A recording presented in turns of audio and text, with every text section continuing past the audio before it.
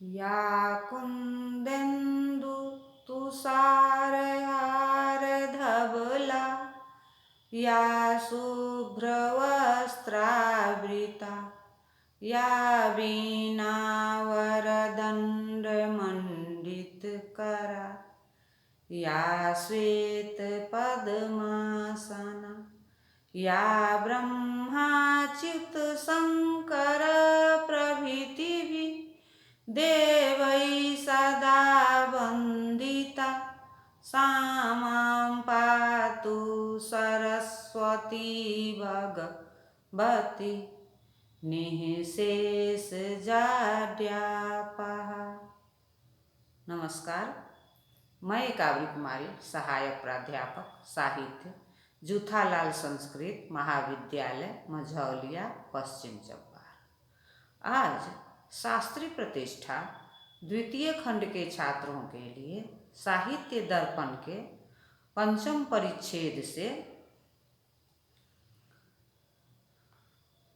वाच्यार्थ और व्यंग्यार्थ के मौलिक भेदों में व्यंजना की मान्यता का बीज बताने जा रहे हैं। किंच बोध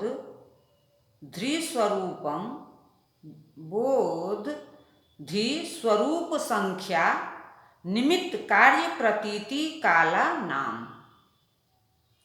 आश्रय विषयादीनां भेदाद भिन्नो भिधेयतो व्यंग्यः। वाच्यार्थ व्यंग्यार्थ योरहि पद तदर्थ मात्र ज्ञान न निपुर्णै वैयाकरणैरपि सहृदयैरेव च संवेद्यतया बोधध्री भेदः। यहाँ साहित्य दर्पणकार की विचारधारा का यह आधार है। तद विषयो लक्षणा व्यापारो न तद विषयो ध्व न व्यापारः न च भिन्न विषयो धर्मिभावः धर्म एव च लक्षणमित्युच्यते। तत्र लक्षणा तावद् मुख्यार्थ विषयो व्यापारः ध्वननं च प्रयोजनं विषयं न च तद्विषयोऽपि द्वितीयो लक्षणा व्यापारो युक्तः लक्षणा सामग्रथ भावात्।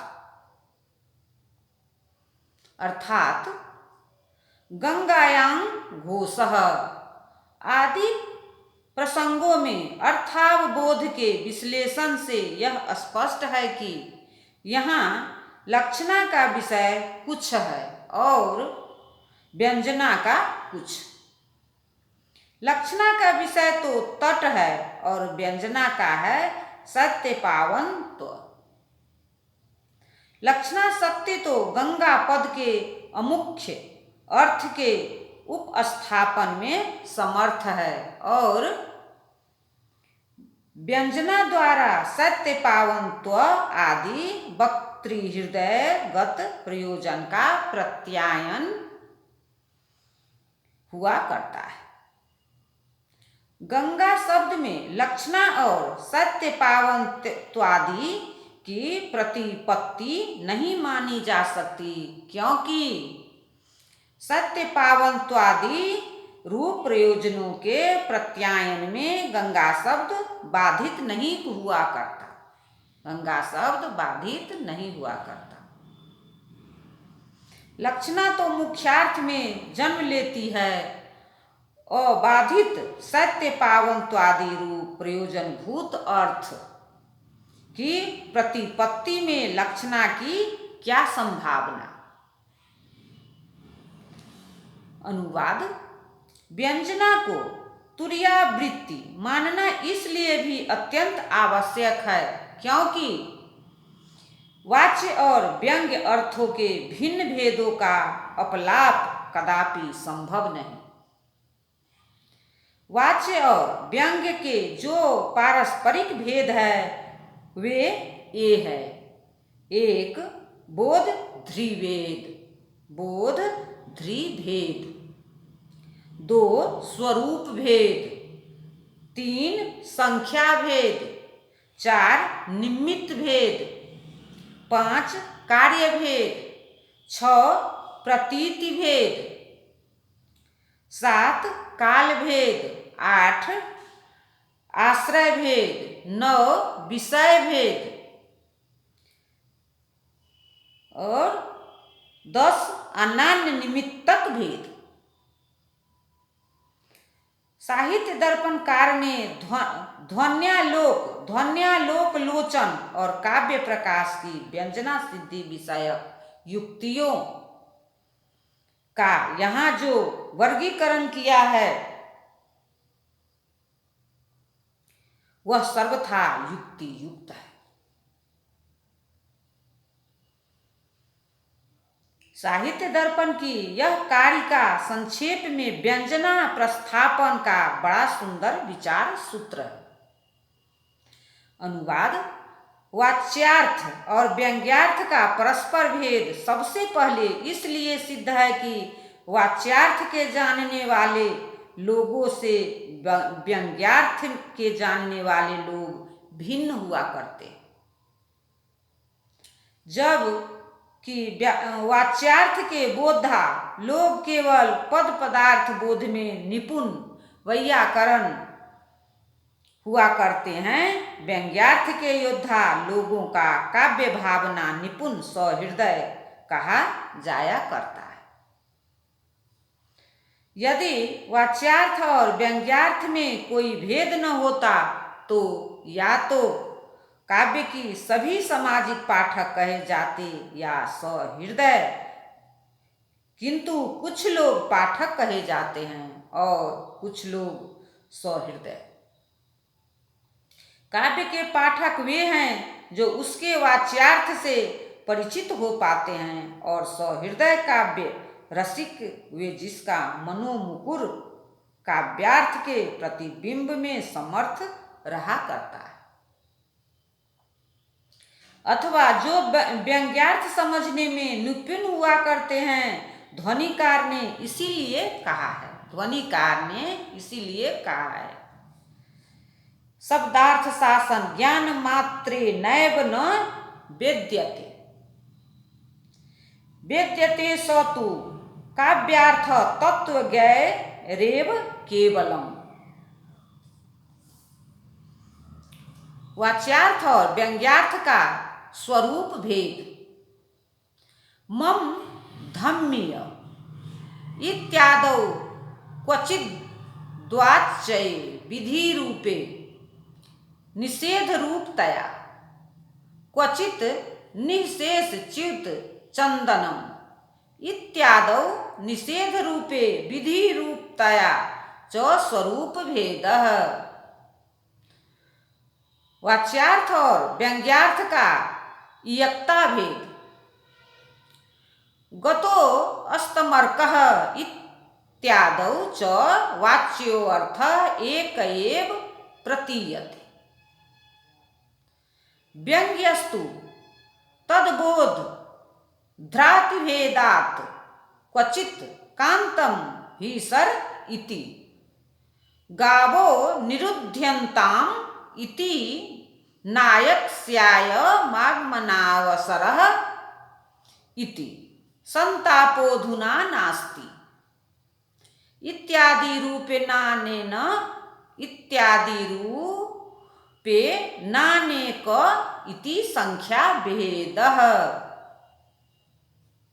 सोऽर्थो यस्मात् केवलं काव्यार्थ तत्वज्ञैरेव ज्ञायते, यदि च वाच्य रूप एव सावर्थः स्यात् द वाच्यवाचक रूप परिज्ञानादेव तत् प्रतीतिः स्यात्।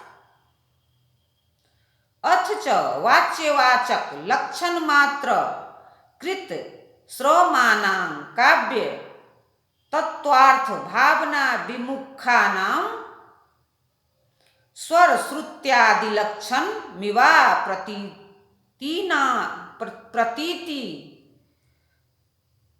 मिवा प्रतीतानां गंधर्व लक्षण विदाम गोचर एव सावर्थः। अर्थात वाच्यार्थ के बोधा और व्यंग्यार्थ के मर्मज्ञ लोगों में बड़ा भेद है। वाच्यार्थ के मर्मज्ञ लोगों में बड़ा भेद है।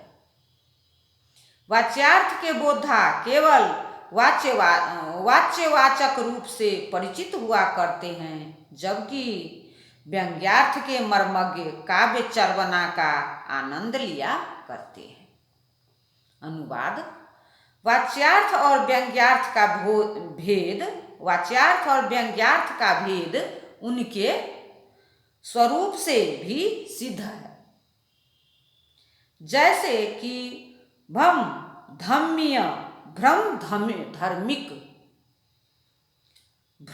धार्मिक आदि प्रसंगों में जबकि वाच्यार्थ विधि स्वरूप रहा करता है, तब व्यंग्यार्थ निषेध स्वरूप निषेधात्मक प्रतीत हुआ करता है।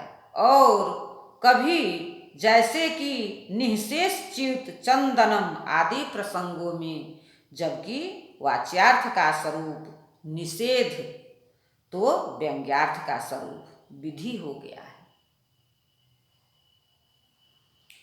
वाच्यार्थ और व्यंग्यार्थ के स्वरूप भेद के समर्थन में ध्वनिकार ने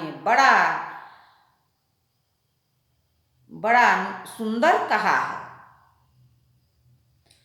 प्रतीयमानं पुनर्नयदेव वस्त्वस्ति वाणीषु महाकवीनां यतत् प्रसिद्धा वातिरिक्तं विभाति लावण्यमिवांगनासु। अर्थात जैसे रमणी या लावण्य उसके अलंकृत अथवा अनलंकृत अंग प्रत्यंग से सर्वथा मित्र एक सहृदय लोचनामृत तत्व हुआ करता है, वैसे ही कविता का व्यंग्यार्थ उसके वाच्यवाचक प्रपंच और उस वाच्यवाचक प्रपंच के चारुत्व से भी भिन्न एक हृदय संवेद्य यही अर्थत्व है। कहीं वाच्य विधि रूप से अवस्थित रह जाता है, कहीं व्यंग्य प्रतिवेद और व्यंग्य प्रतिषेध रूप से अवभाषित प्रतीत हुआ करता है। कहीं वाच्य प्रतिषेधात्मक हुआ करता है और कहीं व्यंग्य विधि रूप से चमत्कार जनक लगा करता है। भला वाच्य और व्यंग्य में ऐक्य कहाँ और अभिधा और व्यंजना में अभेद कैसा? अनुवाद: वाच्यार्थ और व्यंग्यार्थ का भेद इससे भी सिद्ध है कि जबकि वाच्य रूप अर्थ एक विध एक संख्यक हुआ करता है, व्यंग्य रूप अर्थ अनेक विध अनेक संख्यक हो जाया करता है। जैसे कि गतोस्तमर्कः सूर्य अस्त हो गया